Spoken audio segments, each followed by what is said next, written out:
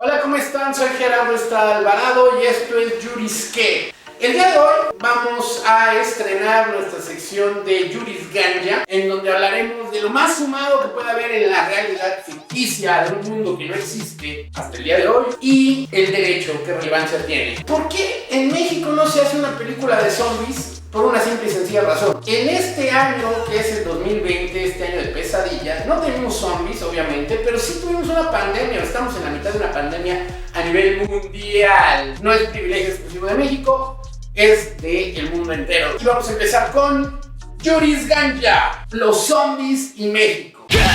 Cuando empezó la pandemia, muchas discusiones, al menos a nivel, pues ya no nacional, sino a nivel internacional, mundial, hacían referencia a por qué no se obligaba a las personas a guardarse en sus casas. Entonces vamos a empezar a entender esto desde un punto de vista jurídico. El máximo ordenamiento que tiene nuestro país, al igual que otros países que comparten el mismo sistema jurídico, que la doctrina llama romano canónico, porque tiene sus orígenes en el derecho romano de hace como 4000 años a la fecha, y el derecho canónico que es posterior al año 0, que no existe, que es lo más divertido de todo, pero la referencia es, al final de cuentas, la división del calendario gregoriano en antes de Cristo y después de Cristo. Entonces, básicamente tenemos una tradición jurídica de unos 4000 años, años más, años menos, y los países que estamos en este sistema o esta familia jurídica o tradición jurídica compartimos muchas cosas en común. Y entre esas cosas es la estructura del sistema normativo. En otras palabras, ¿cómo está la jerarquía normativa?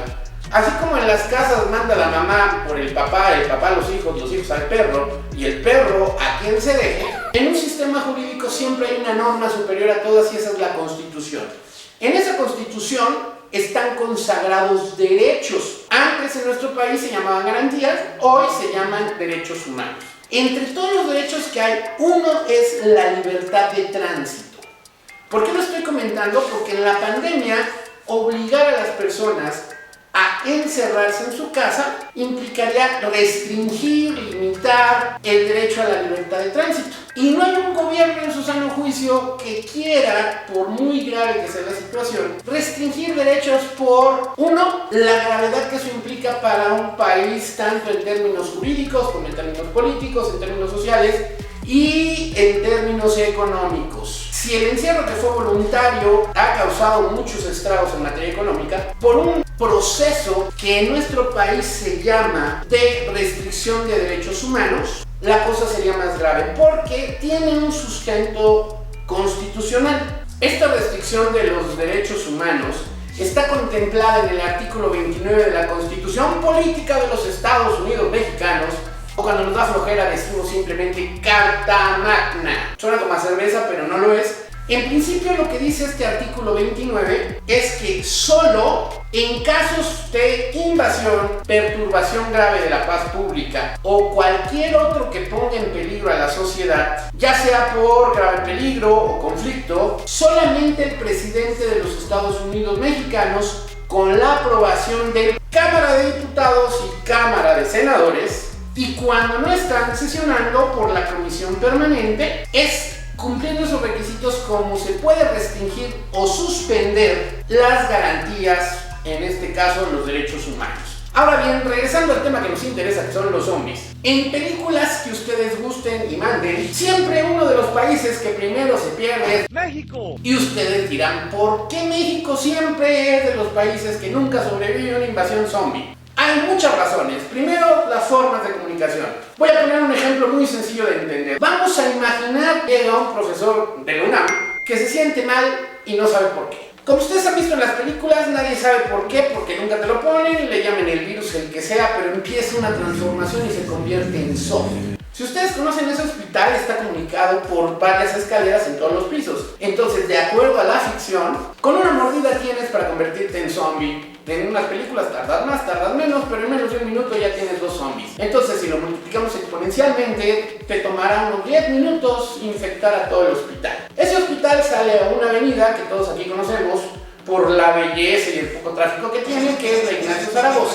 La Ignacio Zaragoza en nuestro país comunica, por un lado, al centro de la Ciudad de México. y por otro a varios estados que llegan hasta la ciudad de Puebla. Entonces, supongamos que en esta ficción, después de que el hospital termina de convertirse en zombie, todos los zombies salen ya enfermos, empiezan a morder a todo el mundo, escojan para dónde quieren que vayan, para la ciudad de Puebla o para el interior de la Ciudad de México. ¿Cuánto les gusta que tarden en llegar? ¿Media hora al centro de la Ciudad de México?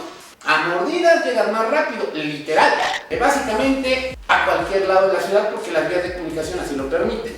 Por el otro lado vas a pasar por Morelos, llegas a Puebla, ya de Puebla te puedes seguir a Tlaxcala y empiezas a tener una infección muy similar a cómo se desarrolló el COVID en nuestro país. Y no vas a saber quién fue el paciente cero. Entonces, lo que sí tienes es un corredero como en las películas y a cientos de miles de personas gritando por su vida, corriendo por su vida y sin saber qué hacer.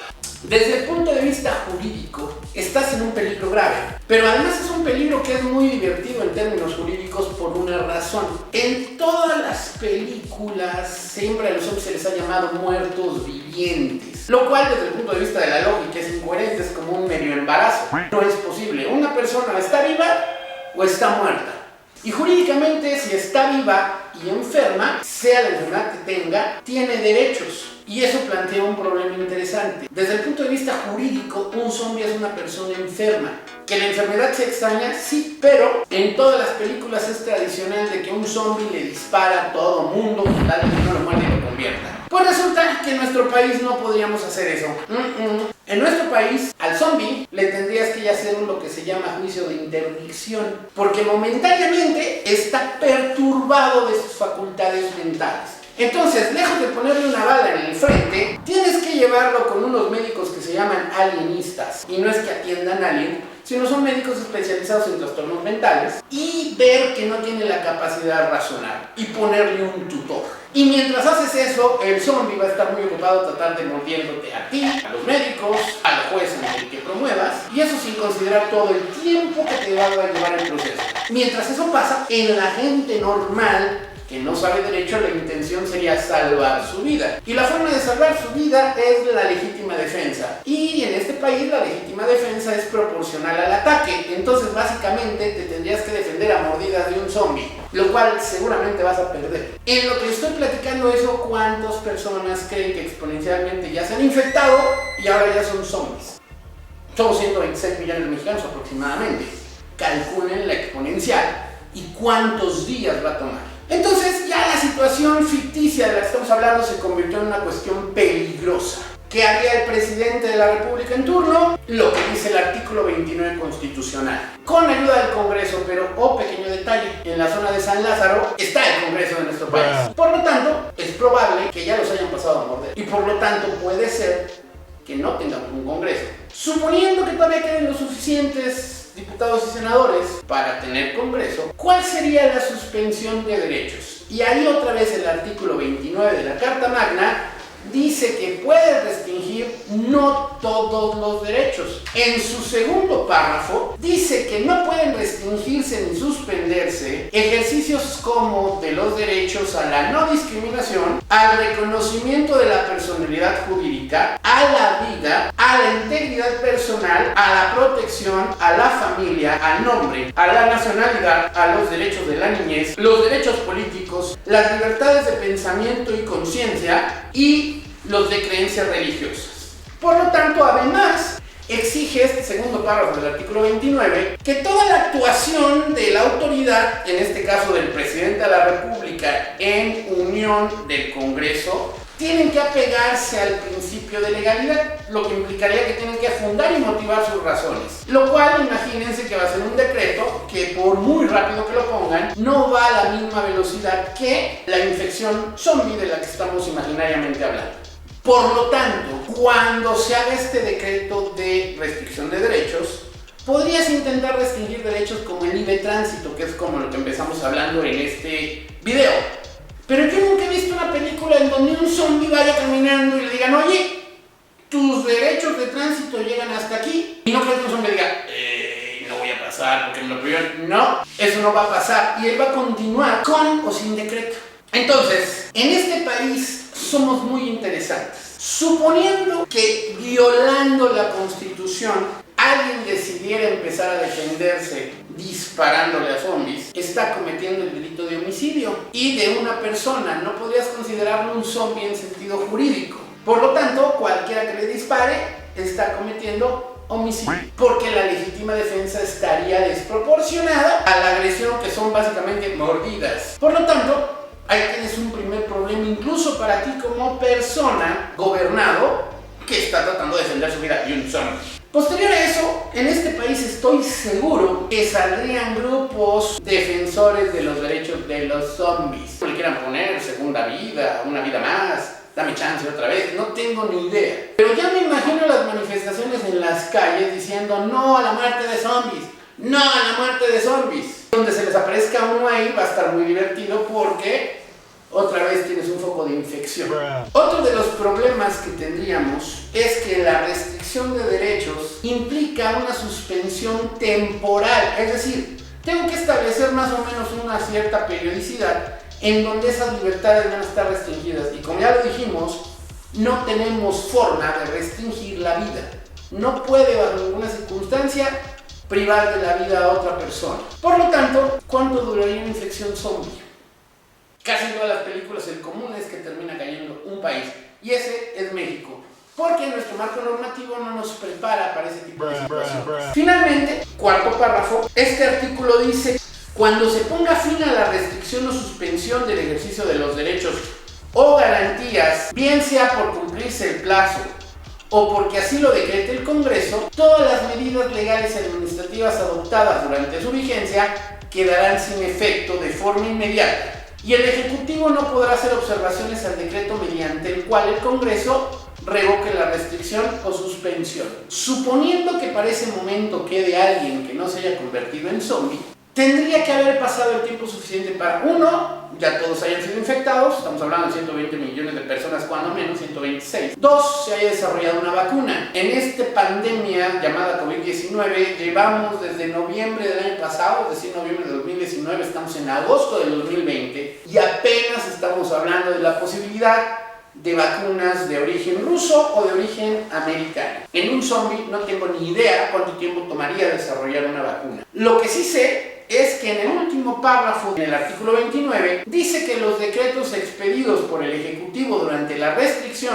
o suspensión serán revisados de oficio e inmediatamente por la Suprema Corte de Justicia de la Nación, la que deberá pronunciarse con la mayor prontitud sobre su constitucionalidad y validez. Entonces ya me imagino una manifestación frente a la corte de personas diciendo respeto los derechos de los zombies, mientras otros luchan por su vida.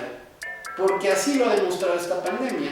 Hay gente que está interesada en tomar medidas de seguridad, de sanidad, ponerse un cubrebocas, ponerse mascarilla, y otros que no. Si eso es con el COVID, no me quiero imaginar cómo sería con una invasión zombie. Moraleja jurídica de la historia: nuestro marco normativo no permite defensa contra zombies. Lo único que te permite es ponerles un tutor mediante un juicio de interdicción y esperar a que los puedas curar.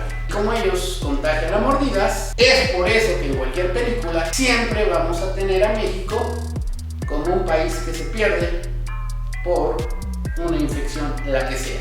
Esa es la razón por la que jurídica y fácticamente no podríamos hacer frente a una situación de esa. Y eso es, queridos amigos, la razón por la que lo hemos hablado en Juris Ganja, porque esperemos que nunca lo tengamos que enfrentar en la vida real. En la vida real, para cerrar la idea, la última vez que tuvimos una restricción de este tipo fue cuando participamos en la Segunda Guerra Mundial, y creo que para todos es claro que esa época no fue agradable. Por lo tanto, esperamos que siga siendo solo ficción y que nunca lo tengamos que vivir. Les agradezco, yo soy Gerardo Estrada y esto fue Juris Que. Nos vemos en la próxima.